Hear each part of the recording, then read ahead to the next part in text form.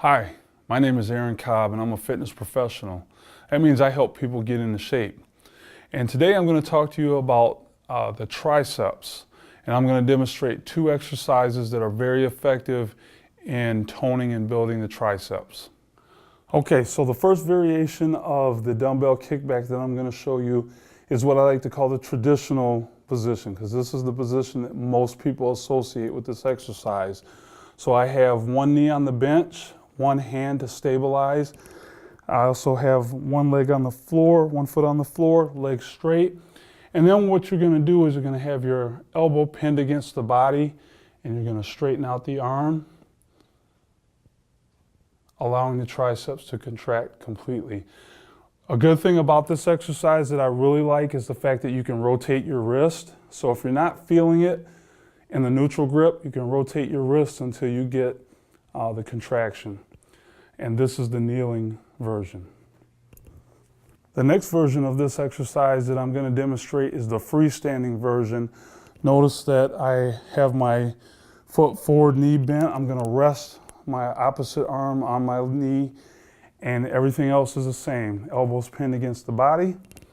Again, I'm going to lock out so that the tricep can contract fully, just like that.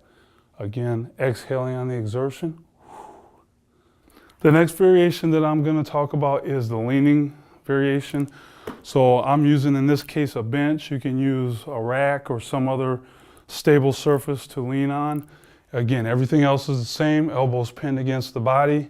And again, locking out, getting the full contraction of the tricep here. And then once you completed the desired number of reps, you would just switch legs, switch sides, and do the same thing on the other side. Okay, the last version of this exercise that I'm going to show you is using two dumbbells. Feet are shoulder width apart. You're going to lean forward, back is straight.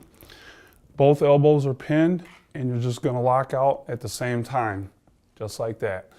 There's going to be a little bit of a torso rock, and that's fine to help move the weight. I prefer this method over the other two because you get it done in a shorter amount of time as opposed to one arm at a time.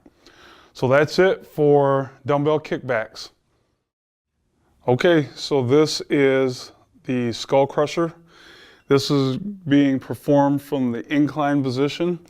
When I bring the bar down, I want to bring it to the crown of the head. And when I extend, I want to lock out here, forcing the triceps to contract fully. Again, you want to breathe out on the exertion.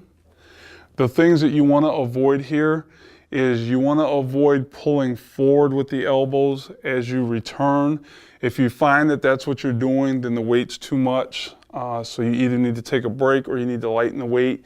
You want to make sure that the upper arm really doesn't move at all, that the elbows stay pointed up. And again, you want to make sure you're locking out at the top. Another variation here is I'm close grip. You do have the option to go wide grip.